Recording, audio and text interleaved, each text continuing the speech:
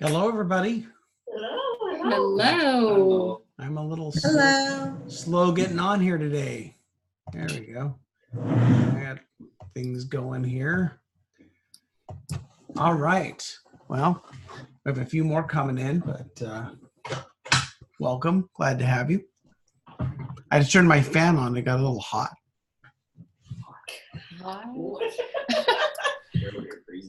We're freezing here. Where are you freezing at? Well, okay, this is Texas. When I say freezing, it's in the 40s, 50s. Oh, wow. You're colder than we are. We're like in the 60s, 70s. We get a lot of rain. So, Yeah, we got rain too. So Amy, how are things up there in Balmer? They're good. It's a little chilly here, but I like it. Also known as Baltimore to people in other parts of the world. But yeah, you are correct. Yeah. All right. Well, we'll get started. Here's John. The Canadians have landed, so we can get going. Everybody sounds like they're in a good mood today, though. All right. Well, I'm going to go ahead and mute everybody. And then, as you know, you can use the chat, and we'll open it up at the end for questions. We're in session 5 already, believe it or not. And so today we're going to talk about healthy lives multiply. And I'm going to borrow thoughts from a couple of places, principally from a book I read last year called Hero Maker by Dave Ferguson and Dr. Warren Bird. And anyway, we'll get into that as we go. I highly recommend the book. And I think that there's maybe a Hero Maker course that's come out, but this whole idea of multiplication. So let's go. And so next week we're actually doing our last time together. Hard to believe already. But we'll be talking about transitions. And so how do we take, since we can't blow up the churches that we're currently at, not that we would want to, and start over, how do we re-engineer the plane as we're flying it? So we'll talk about that a little bit next week and some of the things that we can do to make disciples in the midst of the programs and everything that we currently have. So let's talk about kind of, first of all, the state of Christianity in North America. And when we start out, I'm going to have to deliver some bad news. North America is the only continent where Christianity is not growing. So we'll let that sink in for a minute. North America is the only continent where Christianity is not growing. Well, in fact, the southern hemisphere is by far growing at a much faster rate even than the northern hemisphere, but North America is not growing at all. Less than half of all U.S. churches added a single person by conversion. Maybe you're doing better in Canada, but that's the issue down here. And then 78% of church growth is transfer growth. So people are moving, something happens they don't like, they're just going to move to the church down the street. And this comes, from organizations that do, larger statistical things like Barna or whatever. But I've actually seen in churches that I've consulted with, churches that you would very much consider to be seeker kinds of churches. And yet the reality is, even in those churches, that only 6% of the people that responded to our surveys were actually came to Christ as a result of being part of that church, that 94% had been a Christian previously and could come from, some other place. Christians by generation, baby boomers, which are 1964 and above, 65% of baby boomers are Christians. Again, talking about North America. Gen X, about 35%. Millennials, about 15% of millennials are Christians. And millennials would be, people kind of frame this different ways. Millennials would be about 25 to 35 right now. And then Gen Z, which are like between 18 and 25, or maybe younger than that, only 4% are Christians. And I don't know about you, but when I look at statistics like this, I find this to be rather alarming, because all of my years, I sound like an old guy, but I've heard from years the idea that Christianity is only one generation away from extinction. And when I look at numbers like this, I really begin to wonder, is this the generation? So what are we going to do about this? Well, let's go a little further. So some statistics that were given to us by the Hero Maker book. And so 5 levels of churches in America. So these are their 5 levels they give. Level 1 churches are churches that are declining in attendance. Level 2 churches are churches that have plateaued. Level 3 churches are churches that are growing by addition. So they're adding members, they're adding services. Level 4 churches are reproducing, meaning they're either starting additional campuses of their church, or they're actually launching church plants out of their church. And then what they call level 5 churches are churches that are multiplying. So they're starting outreaches that start outreaches and are intentionally multiplying. Now, statistically, though, the state of the church is this, that 80% of the churches are at level 1 or 2. So 80% of the churches are either declining in attendance or have plateaued.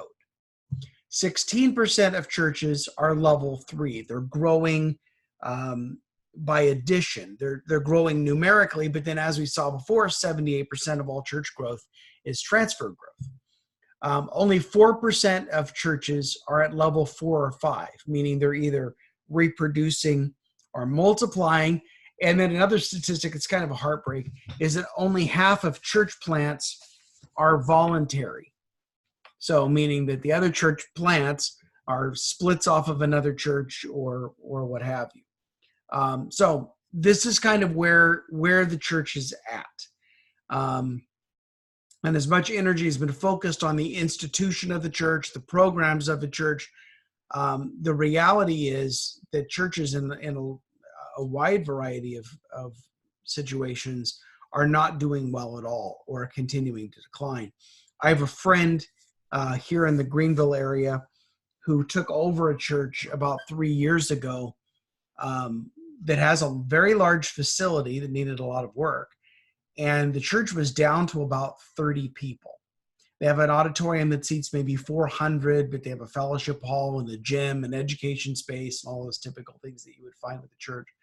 And so he has managed to grow the church from 30 people up to about 100 people. And he told me yesterday when we were talking that at the next meeting of his state, his denominational convention, he and his church are going to receive an award for being one of the most dramatic turnarounds in the state. And I don't, that's not the exact title of the award, but that's kind of the nature of it. And he kind of treated it like, you know, we grew by 70 people. And he said, that just seems kind of pathetic that we're the outstanding example of this. I said, you got to give yourself credit. You had 30 people, and now you've more than tripled the number of people in the last 3 years. I said, most churches haven't been able to pull that off. But again, more concerted effort. And of course, they've had some churches sponsor them and put money into their facility and, you know, accomplish things that they haven't been able to accomplish. But a church like that, you know, being 30 and then going to 100 is really becoming more the exception than the rule, because a lot of churches are dying out, or their facilities are being sold, and, you know, the locations are being turned into, you know, something else. It's kind of the state of things. So let's talk about this idea of multiplication, get out of the doom and gloom. But I think I've built the case for why multiplication is necessary. So healthy lives multiply. So healthy lives reproduce. Healthy lives create healthy churches. So we're moving not in a dramatic way, but in a shift to move away from some of the consumer mentality in the church, that we're here for you, we're here to entertain you, we're here to feed you, we're here to do for you, and get people to the point where they're healthy enough that they're going to be able to influence and help other people. These are sometimes shifts in our thinking. You know, language changes culture. And even simple shifts like introducing the idea to people that everyone is responsible for their own spirituality. Everyone is responsible for their own spiritual growth. Because as we know, there's a certain time as you're growing spiritually that the Sunday morning service, you know, it really does it for you. And then you get to a certain point in your spiritual growth, and the Sunday morning service, you go out of dedication, you go out of loyalty, but it doesn't excite you the way that it used to. And so maybe then at that point you go to a small group. And then one of the things we learned from the Reveal study out of Willow is that after a point in time, as believers mature, they don't really need the worship service. They don't really need a small group. They depend more on spiritual practices. They're more self-motivated. They're seeking out places to serve and ways to serve that are meaningful to them, that aren't necessarily connected to the life of the church. And so one of the things I found over the years, especially when it's related to weekend services, that they weren't as exciting as they once were, was that for some reason I lost my momentum and my enthusiasm, because when the focus of being at the weekend service is on myself, then it does get to a place where that kind of wears out. But if I switch my focus from my focus being on myself to my focus being there, serving, being present for the sake of somebody else, then that makes the service more meaningful to me again. And I know we have different traditions represented in our group, different reasons why a weekend service is important. We're not going to get into all of that, but I remember being at Saddleback Church, and we were there for a couple of years. I wasn't on staff. I was working for another ministry, and the guy that I was working for was actually in a small group with Rick Warren. I'll tell you who it was. It was Brett Eastman. I was working with Brett Eastman at Life Together, and he was in a small group with Rick and Kay. And I told Brett one day, I complained to him. I said, could you tell Rick maybe to start preaching something else? Because, I've preached all of this. And because the service wasn't interesting me anymore. So and I was just kind of joking around, but, I went. It was good. It was nice to be there. It was nice to be a part of that church. But, it wasn't doing it for me, to be honest. And don't go quote me on that or tweet that or anything, okay? So, but what changed was they were going to do all these services leading up to, I think it was Christmas. And I thought, man, how are they going to do all these services? They're going to need some help. So I volunteered to be an usher for a couple of the Christmas services. And then as I was doing that, one of the head of the usher captains asked me what service I normally attended. And I told them, I went to the 4:30 Sunday service, which was a great service to go to because our boys were young at the time. So we could go to church, get dinner, go home and put them to bed, and then have an evening. It was kind of nice. Miss those days. Now they're older. They don't ever go to bed. But anyway, they said, oh, well, that's great that you're at that service. Would you ever be interested in ushering at that 4:30 service? Because we only have 5 regular ushers that are in at that particular worship service. And I was floored because I thought there were probably 1,500 people that attended that 4:30 service, and they only had 5 regular ushers. So I consented to be an usher. And it was interesting because then it changed my focus in greeting people and welcoming them in, all the things that you do as an usher, all that ushing that you do. I engaged in a different way because then I was no longer in that service for me. I was in that service for somebody else. And so I think these are the kinds of shifts we need to help people in being healthy, is that initially they're there to learn, to grow, but then we need to begin to move them. So healthy lives reproduce, healthy lives create healthy churches multiply. So we whether you're doing additional locations through campuses or whether you're sending people out. I was always astonished, when I was in Bible college, that there would be churches that, they would just have person after person after person showing up in Bible college, studying to go into full-time ministry. And some of these churches weren't very large, but they had a pastor at that church that was beginning to, use these hero making practices and beginning to point out things in people and beginning to recognize their gifts and their calling. And even though they weren't a large church, they produced a lot of pastors. And so again, you have to develop those lives in order to continue to multiply. Size does not indicate church health. Because in this day and age, I mean, I've been in two different churches, one on the smaller side, one on the much larger side, where our founding pastor in both situations had to resign. Because I think being in large churches and having this idea of a celebrity pastor, I mean, it's not good for anybody. It's not good for the pastor. It's not good for the people. I'm not anti-megachurch. I attend one of the largest churches in the country. But to say that a church is small and it's not healthy, it depends. Is it growing? Are they reaching their community? Are they loving one another? Are they producing lives that multiply? And so again, we need to begin to look at what we're doing and how can we begin to flavor that with that. So what indicates health?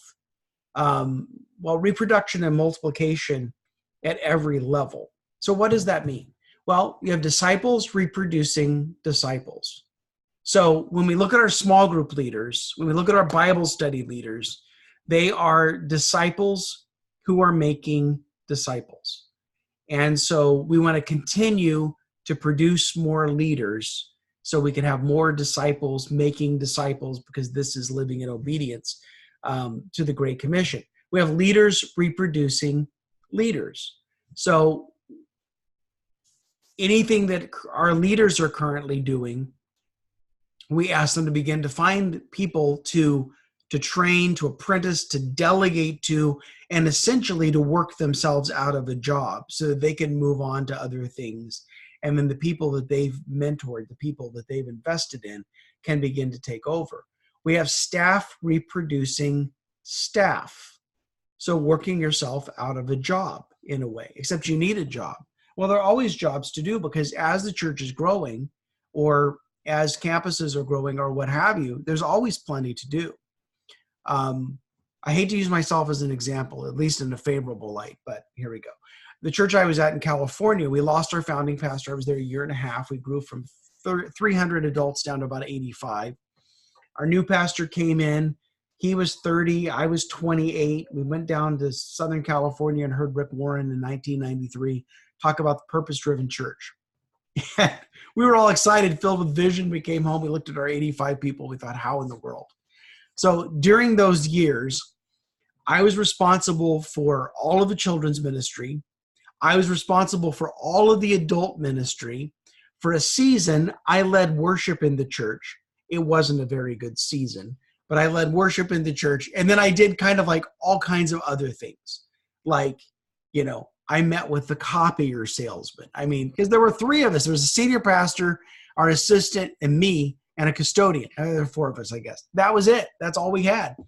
And so over time, we didn't ever have a large budget. And we didn't ever have a lot of staff. Part of it was being in California. It's just expensive to live in California. People here ask me, in South Carolina, ask me about California. I tell them, you got to make a lot of money just to be poor, because it's just expensive out there. And it's more expensive now than it used to be. But what I found was we could find a lot of people that were interested by doing their shape interviews, by looking at their spiritual gifts and their abilities, their passions, their experience, that we began to have a lot of people that we would place into roles. And that some of the things I was doing, I remember, initially I led a midweek Bible study, old school Bible study, like a little midweek service. And I think we had 85 people at the Bible study. When I caught the vision and the bug for groups, I began to envision these 85 people who are very knowledgeable, very mature, going out and leading groups. And actually it got to the point where people became more and more connected into groups, and the attendance on Wednesday night dwindled. But the good news was, because I was in charge of the Wednesday night Bible study and I was in charge of small groups, it was still a win for me because I had more people involved ultimately, because these people that were at a Bible study on Wednesday are now leading groups. So that's one way of multiplying. The other thing that we did was then we offered a few more electives. We had parenting classes and marriage classes, financial peace, or whatever the version of financial peace was back then. And then I taught a little Bible study with maybe 15, 20 people. Well, this man came to our church. He worked in the pharmaceutical industry. He had been a pastor.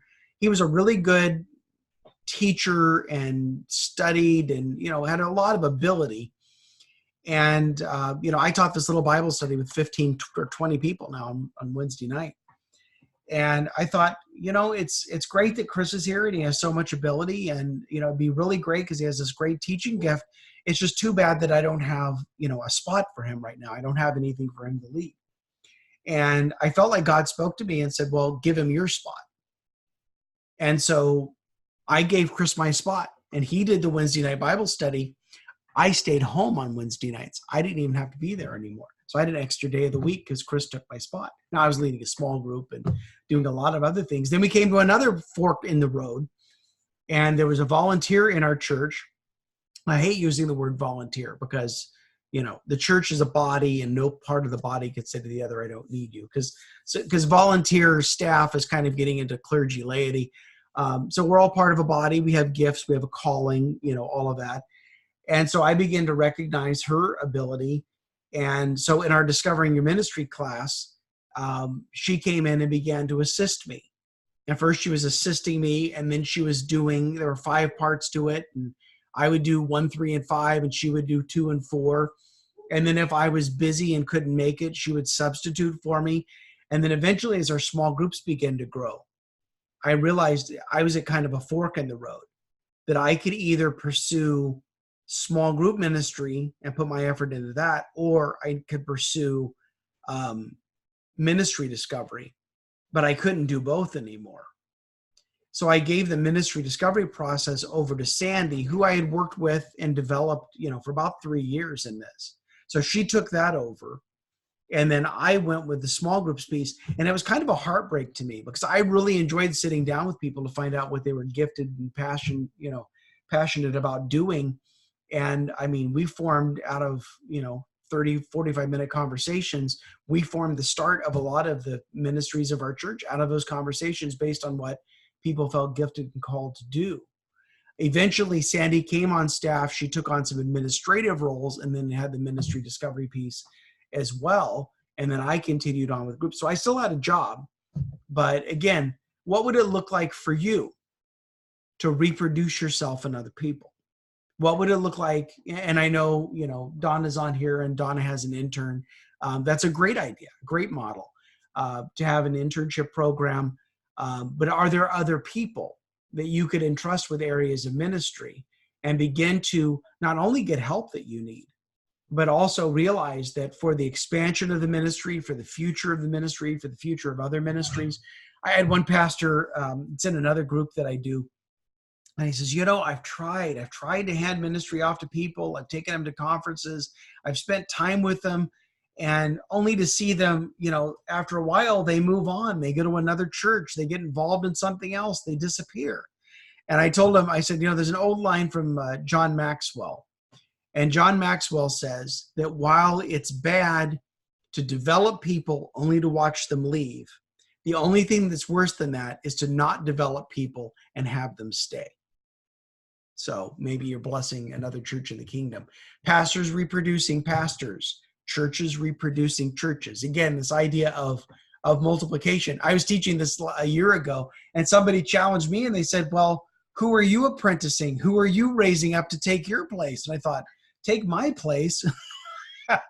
But you know what? In this last year, I've actually found a guy that's very knowledgeable in the area of disciple making.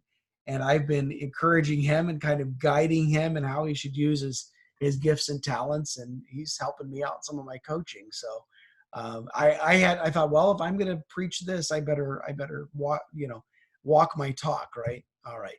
So let's talk about this idea of hero making. Again, this comes from Dave Ferguson and Warren Bird, that reproducing and multiplying churches and ministries requires hero making.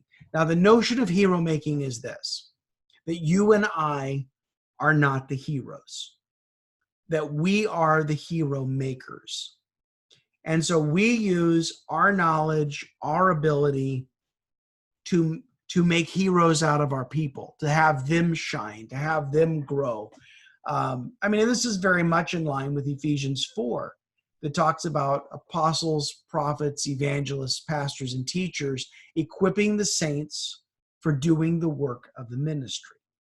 That this is our role, this is our calling. And so we're making heroes, if you will.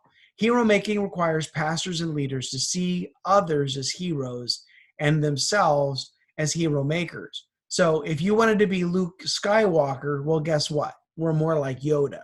I didn't say anybody looked like Yoda, but that's kind of more like it. So there are 5 essential practices of hero making. I'm going to take you through this, but I would encourage you to look into the hero making book if you haven't seen it, and into the course. 5 essential practices: multiplication thinking, permission giving, disciple multiplying, gift activating, and kingdom building. So multiplication thinking is this. It's a shift in thinking from maximizing ministry results from one's own effort. So instead of saying, I'm going to work hard, I'm going to work long hours, I'm going to put the hours in, that instead of everything is coming directly from me, the idea is I'm building into others, and then others are beginning to expand. So the shift is from maximizing ministry results from one's own effort to understanding it comes by developing the leadership of others. So it's not a matter of me doing it, people depending on me, people wanting to come to me, but I develop people. I had a man in our church, we'll call him Richard, because that was his name, and he wanted to get involved starting men's ministry, championing men's ministry in our church. And so he was going to have an initial meeting, and he'd been asking me for a good couple of months whether or not I would be attending the meeting, and I never really gave him a straight answer. And so the meeting came and went. I didn't go. And so the next night I was meeting with my coaches for small groups, and one of them asked if I had gone to the men's ministry meeting. And I said, no, I didn't, as a matter of fact. I said, now, do any of you care to tell me why I didn't go? And one of my coaches spoke up and said, well, you didn't go because Richard needed to see that he could do it without you. I said, that's exactly right. And so, I mean, even the same thing with small group ministry of, as people are leading a group, well, the only thing the leader really has to do is the leader has to carry the responsibility to make sure everything else is getting done. But you think of all the things of hosting the meeting in a home, of leading the discussion, bringing refreshments. I mean, all of these things, that planning the social, planning a service project or whatever, the leader can delegate all of those to everybody else. In fact, when I've done groups, I would tell the guys, if it was a 6-week study, I'd say, well, here's the deal. So today's the first and only day that I'm going to lead the discussion. And so all of you we pass around a list, all of you need to sign up to lead one of the next 5 weeks. And they would all sign up. And it wasn't would anybody like to, because then, okay, but it was a matter of this is how it goes. This is how we're doing the group. And kind of force them into that. But then I could see, who had potential to lead based on seeing them in action. So Acts 1:8, Jesus said, you will be my witnesses in Jerusalem, Judea, Samaria, to the ends of the earth. So all of us started with Jesus. And then he empowered his disciples. He influenced his disciples. He mentored them. And then they would be the ones to take it beyond, not Jesus himself. I mean, it's interesting to think, if Jesus had wanted to, Jesus could have had a mega church in Jerusalem. I mean, the feeding of the 5,000, he just had to feed them every week, 5,000 men plus women and children. He could have had a really big church. But he instead chose to build into his disciples then, who took, this message as apostles then to the ends of the earth. The interesting thing to me is the fulfillment of Acts 1:8 is Acts 8:1. That persecution hit the church in Jerusalem, and they went to Judea and Samaria. So it's nice to look at Acts 1:8. You'll be my witnesses in Jerusalem, Judea, Samaria, the ends of the earth. And then you look at Acts 8:1 and see the motivation was, being persecuted. I'm not praying or asking that we receive that, but it could be very motivating. All right, permission giving is a shift in seeing. Take the focus off of your ministry and see the leadership potential in others. So how could other people be developed? Not just to help you, but how could they be developed for the sake of the ministry that God's calling them to. Matthew 4:19, Jesus said, "Come and follow me." And he called them out. He invited them out. And the idea is noticing things in people. And I mean, Jesus had a very, diverse group of disciples. He had, Simon the Zealot, and zealots hated tax collectors. And then he had Matthew that was a tax collector. So that put an interesting tension there in the group. But the idea when you look at people and you see them not just for what they currently are, but what they could be. And so one of the things they talk about in the Hero Maker book is this idea of an I see in you conversation. And so we do it by initials here. Maybe we're being a little too clever, I don't know. But I see in you. So when have you taken someone aside and say, I see in you the potential to be a small group leader. I see in you the potential to have a leadership role in a church. I see in you the potential to make disciples. I see in you the potential of being on staff at a church. Again, it takes time to stop and to notice and to call these things out in people. Because a lot of times, we're so busy doing all the things that we're doing, rushing around.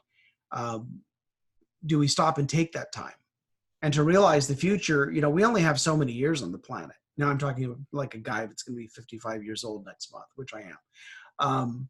We only have so many trips around the sun. And then in order for our work to be carried on, we invest our work in other people. And this is why 8 years ago, I stepped out of the church and have devoted myself full time to training and developing other pastors and small group directors. Because what's happened in the last 8 years is, when I was at a church for 4 years, we started like 600 small groups and connected, 4,000 people into groups or whatever, which was nothing to sneeze at. But in the last 8 years working with other churches, I've helped to start over 16,000 small groups and connect some, I think conservatively 125,000 people into groups. I could never do that at one church. So that idea of part of the work of what we're doing is doing the work. Part of the work of what we're doing is developing the people that are around us and recognizing that. And some people, they're kind of naturally gifted and they have what it takes to do things, but it's so natural to them, they don't even recognize it as being a gift. And so sometimes it requires us to recognize it in them and to say, you do that really well. Have you ever thought about, doing this over here? And it may seem absurd to them, but with the right training, with the right experience, they can certainly come along. So I have a friend of mine who's in Nashville, and he and his team for small groups will very regularly tell people on Sunday morning, I think you would make a great small group leader. Now, they're not just saying it blanket because they have to get their numbers up. They're people that they actually believe that about, because otherwise people are going to, oh, here they go again. They're recruiting small group people. They're telling everybody that.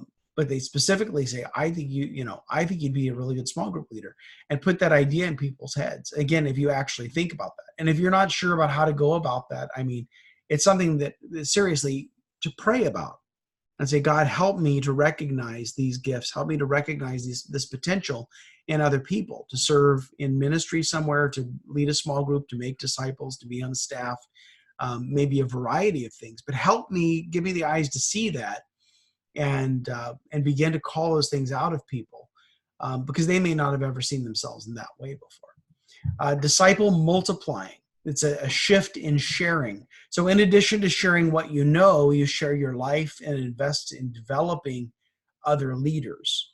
And so part of that could be sharing responsibility. So as small group leaders, Steve Gladen out at Saddleback talks about get people to do a sentence of a group meeting. So maybe they're reading the icebreaker question, and then get them to do a section of the study. So maybe they're leading the prayer time, or they're leading, the discovery, the exploration portion of the Bible study. So they go start with a sentence and they go to a section and then they go to a whole study. So then you have them leading the whole thing. I didn't take baby steps like that with my guys. I just threw them in the deep end and had them lead the whole thing. And I knew that it worked the week that the guy that was leading our discussion that day was sitting across the table from me, and he was exactly half my age, and he was leading a lesson in a study that I had written. And the only problem with he did a great job. The only problem with the group was the other members of my groups kept making fun of the questions. They'd say, "Who wrote this question? This is a terrible question." And I was like, "Hey, I'm sitting right here." All right, John 3:22, Jesus and his disciples went out into the Judea countryside where he spent time with them. So time to invest in people and maybe give them an experience of serving, and then to come back and debrief with them and see what they thought, get their insights into something. I've said for a lot of years that it's kind of wasteful for one person to ever go to a conference, because you figure that if you're already renting a car or sharing an Uber or getting an Uber and renting a hotel room, well, then for the price of an extra registration and an extra plane ticket, if it requires that, and a few meals, you could take another person. So it doesn't cost as much to take the second person as it does the first person, because they're already going. So in the same way, for people, take people along to conferences, expose them to different kinds of leadership. I had one year, there was a small group conference that was happening in Atlanta. And I was coming in the end of the year. There hadn't been anybody in the position that I took for a while, which meant that nobody had touched the budget. And so I carved $10,000 out of the budget, and I took 25 small group leaders down to this conference in Atlanta and paid for all of the expense. They had to get themselves there, but I paid for the rooms and the meals and the conference and everything else to kind of expose them to things. And, if people don't believe in developing people, then that's like, wow, $10,000, that was a lot of money. But the reality was that was the foundation of a lot of leaders who became coaches, and then beginning to build into other leaders and to begin to multiply that. Gift activating, a shift in blessing. So pray for God to bless your gifts and the gifts of others as you send them out at the end of their apprenticeship. So commissioning after apprentices have proven themselves. So you don't want to give leadership too readily. In fact, in 1 Timothy, Paul says to Timothy, don't be hasty in the laying on of hands. And the idea is that if people are going to be commissioned as leaders, they have to have proven themselves. But after they've proven themselves, then you bless them. And it's been very gratifying, to me over the years to see people that I've coached or I've worked with in a consulting relationship who've actually gone on to achieve far more than I was ever able to achieve in the churches that I served. And I was just happy to be a part of that, and I think we all have to make a decision when we see other people succeed, especially if they've been part of our ministry, or if we've had, some touch in some way. I think we have to choose. We look at social media. Am I going to be jealous of that person, or am I going to celebrate what God's doing in their lives? And if I'm going to be jealous of them, I'm not going to follow them anymore because I don't need that. But on the other hand, when I feel that kind of coming up, then I just say, you know what? I'm cheering you on. I'm so happy to see what God's doing in your life, and to be happy about that and to change our perspective, because it's not about me. Kingdom building is the last one. It's a shift in counting. So you are no longer only concerned with who is showing up at your thing. You count who is doing God's thing. And so as you begin to build into people, as you see other people succeeding, it's not a matter of if someone is going on to ministry in another church or another function or whatever, they're going out of your department into somebody else's department, but that move causes them to flourish, then it's not a matter of we can't count that as any kind of a loss. We have to count that as a win, but in more of a kingdom context. So what do you measure? This is the problem we find with all of this. First of all, you would want to measure current apprentices. How many people am I investing in? So, and the apprentice model is tricky. The apprentice model originally in small group ministry came from Dr. Cho's church in Korea. And Carl George went over and studied Cho's model about 35, 40 years ago. Brought that into the U.S. and he published a book that was called Prepare Your Church for the Future back in the early 90s. And it was the meta church model. Meta church model is the foundation of what they did at Willow Creek and had 17,000 people in groups. A lot of what they do at Saddleback and North Point and other churches. This is kind of the operating system that a lot of churches operate with. But one of the principal things in the meta church model was that every leader would raise up an apprentice. Well, I pounded this nail for 7 years at our church in California, and I only got one leader to raise up an apprentice and to start a group. And I felt like, we got to put this pressure on our leaders that if they don't, raise up an apprentice, then the future of our small group ministry is going to be doomed.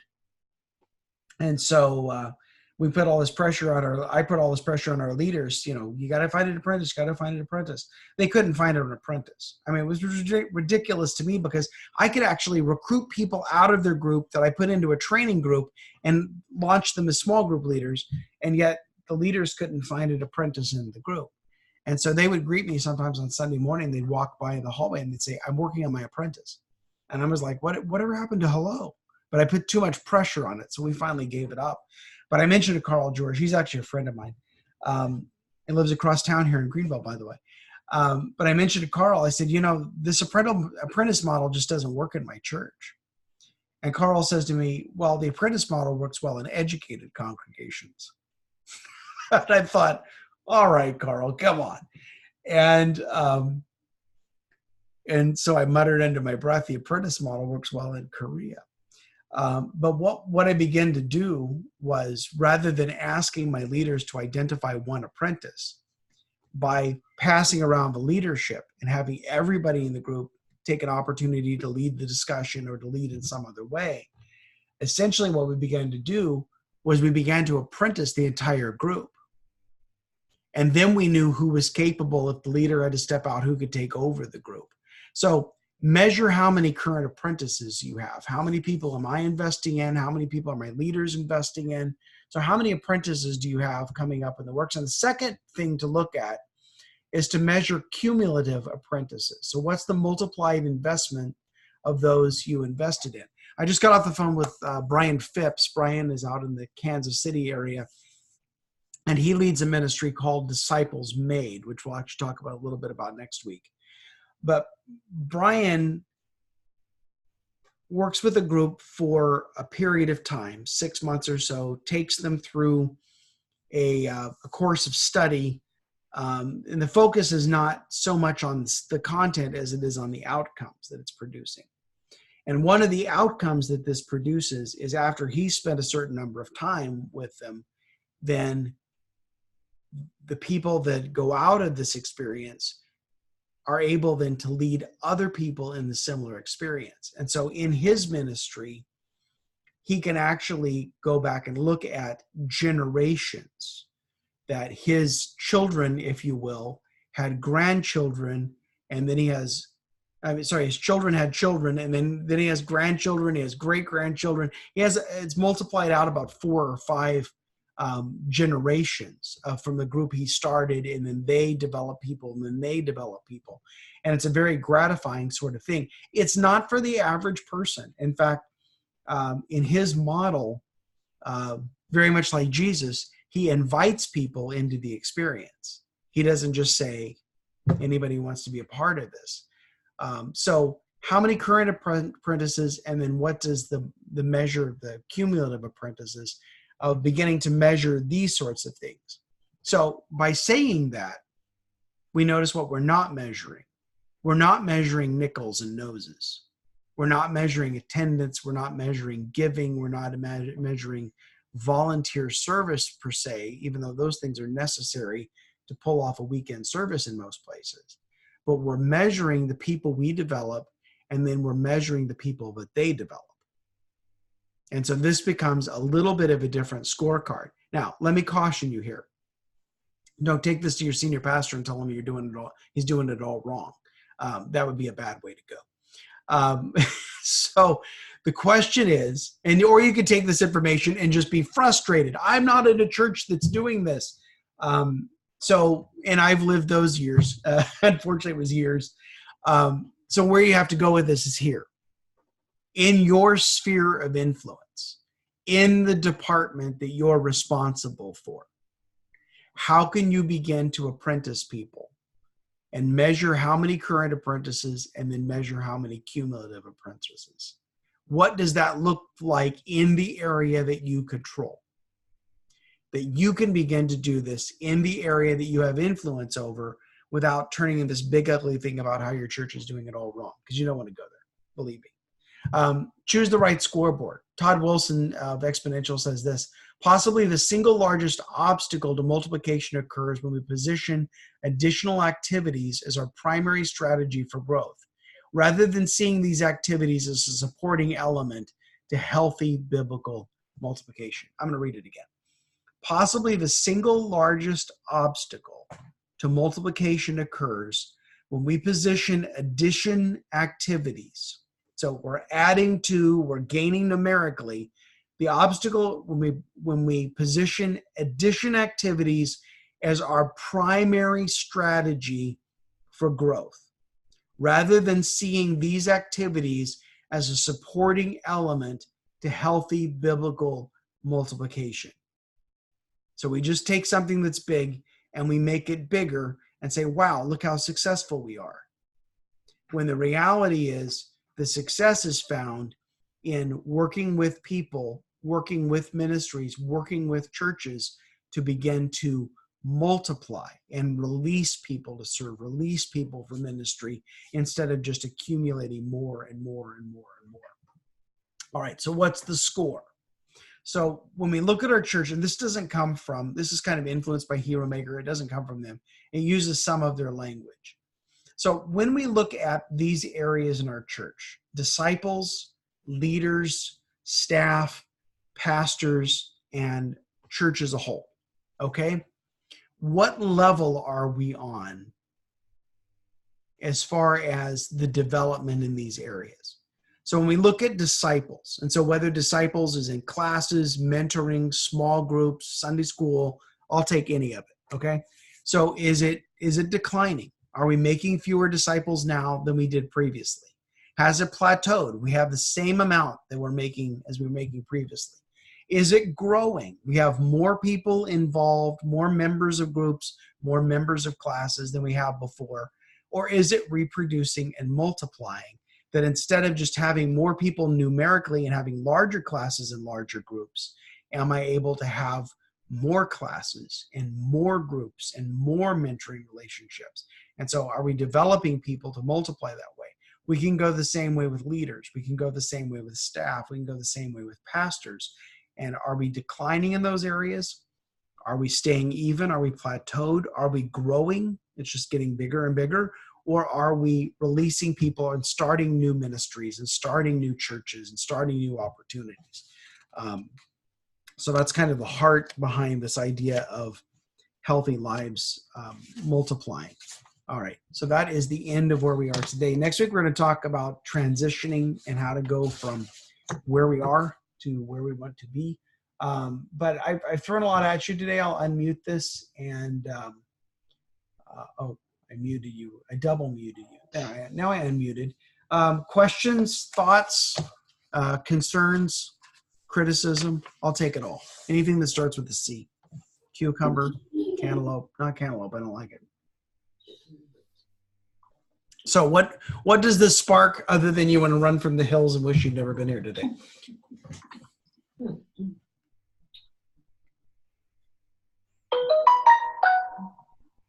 Anybody? Yeah. Well, I like the part about, I don't know, am I in voice or do I need a chat box? You're good. You're good. This is Debbie from Illinois. Yeah. I like the part on duplicating, duplicating yourself and not leaving that spot. In other words, preparing successors and people who can pick up the reins and continue the work on. Mm-hmm. Which is something I think we don't do enough of. Yes. No, that's the thing for sure. And I mean, you can look at it like raising kids. So my kids are 17, 14, 12, and 6. I started late.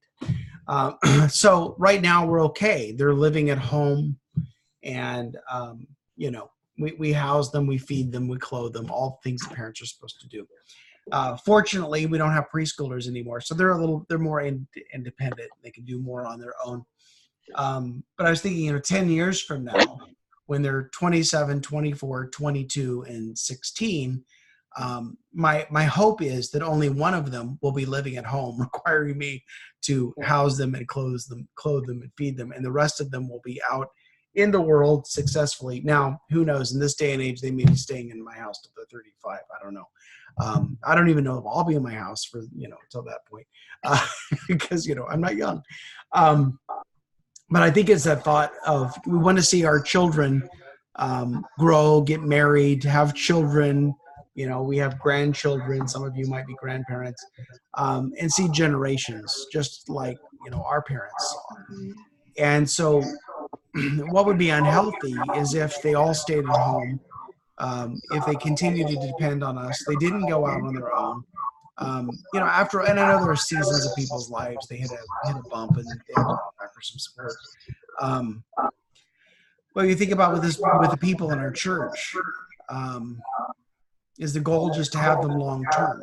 Is the goal we're always going to have them here? They're always going to be dependent on us? Or how do we help people develop more independence from us? They learn on their own. They can serve. They can do the things that we used to do. Those sorts of things. All right. Other thoughts or comments?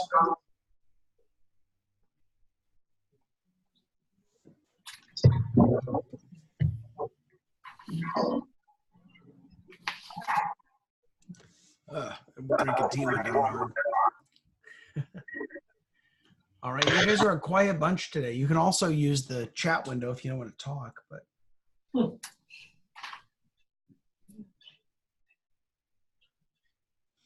All right, well, I guess we're done. So next week we're going to talk about transitions. Sorry, I have a question, Alan. Oh yeah, John, go ahead.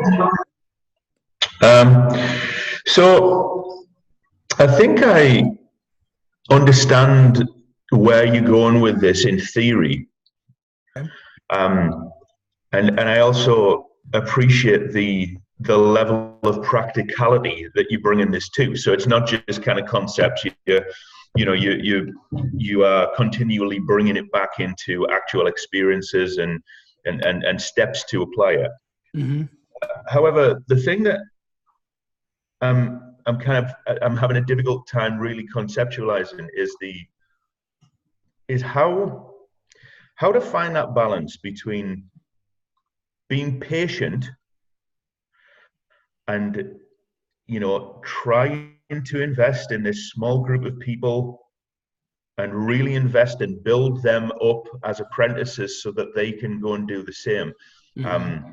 And having the patience to really do that slowly and at a pace which will be likely to succeed.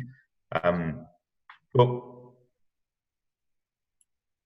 there also has to be some kind of leap of faith where you said about commissioning the apprentices after they've proven themselves. Mm-hmm. So how would you say you could find a balance between not rushing ahead, mm-hmm. right, and doing a half-hearted job of it and leaving people unequipped and unprepared at one extreme, but then at the other extreme, how do you avoid taking it so slowly because right. you are waiting to be absolutely sure that this person has proved himself or that you've equipped them, that you can then confidently send them forth? Like, mm-hmm. where do you find a balance between those things? Yeah, and I think that there is kind of a tension there because everybody's a little bit different, so that's kind of one category. I'm not averse to playing with live ammunition. So when I apprentice people, I have no objection to, I'm building into them, I'm developing them, but I've actually given them responsibilities for them to carry out. So I even talk about, in the small group aspect of things, we'll offer a short-term small group opportunity for anybody who's willing to gather some people and do it. And I don't say you're a small group leader and you're commissioned to be a small group leader. Now, functionally, they're leading a small group. But I see it as the beginning of a longer recruiting process. So they may, long term, they may be a small group leader, but I'm actually giving them the responsibilities. Now it's safe. It's safe for me because, it's safe for them because they invited the group. It's safe for me because I give them, here are the materials we're going to use. And I'm going to give them an experienced leader to help them. And we're not going to advertise the group. So they're responsible for inviting whoever's going to be in the group. So they're being apprenticed in a way. Now, some people would say, oh, an apprentice has to be in a group with the experienced leader and the experienced leader has to keep an eye on them. Well, I don't know that we have to. That's one way of doing it. And then when they feel like the apprentice is ready, they, put them on their way. I go the other way and just say, well, let's see who's willing to do this. And if they're willing to do it and they can gather a group, they have some kind of leadership ability there. And then how do we support them and help them in a way that's not too risky for them and in a way that's not too risky for the church? And so I really kind of come to the position that people are probably more ready for responsibility than we give them credit for. But how do we test that out? How do we see that? So I am a huge fan of the trial run, in that, why don't you lead one study for 6 weeks? Or if you're an experienced leader, why don't you coach a couple of groups for 6 weeks and help them out? Or you're going to do a program in the church, or there's an event in the church and you have somebody that wants to help, or somebody that you want to recruit to help. Well, recruit them to help for one event and then evaluate how it went. Because then if they did well, you can invite them to more. If they didn't do well, or if they were hard to get along with, you can thank them for fulfilling their commitment, but now it's over. And I learned this the hard way, in that I recruited a woman to lead our women's ministry in our church. And I only use that example because it's a real example. And so looking back, if I had recruited for one event, then that would have been it. But I didn't. I recruited it, and it was a permanent position. And every time she did an event, the staff of our church was over 100 people. And I don't know how she managed to do this, except that she was especially gifted. Every time she did an event, she managed to irritate every single member of our staff, from the custodians to the senior pastor and everybody in between. And I would hear this constantly from the staff: I can't believe you're letting her do this, or here she goes again, or this is what she's demanding of me now. And I thought, good Lord, this woman is going to be the death of me. And I'm not, this is a real situation. And so looking back, if I would have said, oh, you're interested in this, well, let's do one event. And it was just like classic old school, get everybody together to eat rubber chicken and listen to a speaker, which I found somewhat meaningless anyway. Except I wanted them to start small groups out of that. So I found a purpose behind it. But if we had done one event and I saw how that she got everybody worked up and what a disruption it was to the rest of the church for what little result it actually produced, I would have said, thank you very much for doing that. Thank you for fulfilling your commitment. Don't call us, we'll call you, except we're not going to call. So that was very much a mistake on my part. But since then, I found you recruit with the trial run. So it's easy for a person to accept the assignment because it's short term. And then if they prove that they do well, you can invite them to more. If they didn't do well or didn't do it at all, you could say, thanks. And then end it there. So I'll kind of close with this thought. Years ago, John Maxwell said, he said, if you can find a person who can do what you're doing 30% as well as you can, go ahead and let them do it. And the reality was, if you regard someone as being able to do something 30% as well, they could probably do it a lot better than what you're giving them credit for. But just continue to turn things over, continue to give things away, and then go from there. So does that help, John? Yes, it does. It does. Yeah, I think one of the things that I think needs to change in our culture is when somebody comes forward to offer their service. We have never had any kind of expectation that we set that says, okay, thank you for your offer. Let's see what you can do, and then we'll see if there's a place for you here. It's almost like if someone puts their hand up and says, I want to serve, they are guaranteed the chance to serve. And when, you know, they become an usher or they serve in a particular ministry, it's like when they're in, they don't get fired. And they don't, there's no performance evaluation or anything like that. So I think setting clear expectations from the outset is a very, very good measure to take. So I appreciate that. I think that's true. And I think the other thing too, to look at ministries across the board and essentially give everybody a promotion. So, I mean, I spend a lot of time working with churches in the area of small group ministry. So you look at a small group ministry, so you have group members and you have leaders, you have coaches, you have a small group team, maybe depending on the size of the church. So the thought is give everybody a promotion, that you have group members who become group leaders. You have group leaders who become coaches. You have coaches who become members of small group team. Maybe you have members of a small group team that eventually are developed and they go to other churches and start small group ministries. So that idea of, and not everybody can move forward. So I think you have to evaluate through some trial runs. I mean, for instance, I had a man, you know, we had this practice of having everybody in the group lead a discussion. So we had this guy, and I don't remember his name right now. I could picture him, but I don't remember his name. And he led the Bible study one day. It was his turn. He had signed up. And it's hard to describe how he did it, except that, I don't know if you guys remember, it's been a number of years ago on PBS, there was a show called The McLaughlin Group. And John McLaughlin was on there, and he just answered asked these questions in rapid fire succession. He'd say, John, what do you think about that? Donna, what's your answer? And so on, you know, it's just boom, boom, boom, boom, boom. Well, that's kind of how this guy did the Bible study. He'd go around the circle. Alan, what's your answer to number 1? Tiffany, number 2, around the circle. Number 3, number 4, number 5. And he got up to about number 8. And he asked the question and called out the person's name. And she looks at him and she says, I'm not going to answer that question. And he didn't know what to do. He just went on to the next person.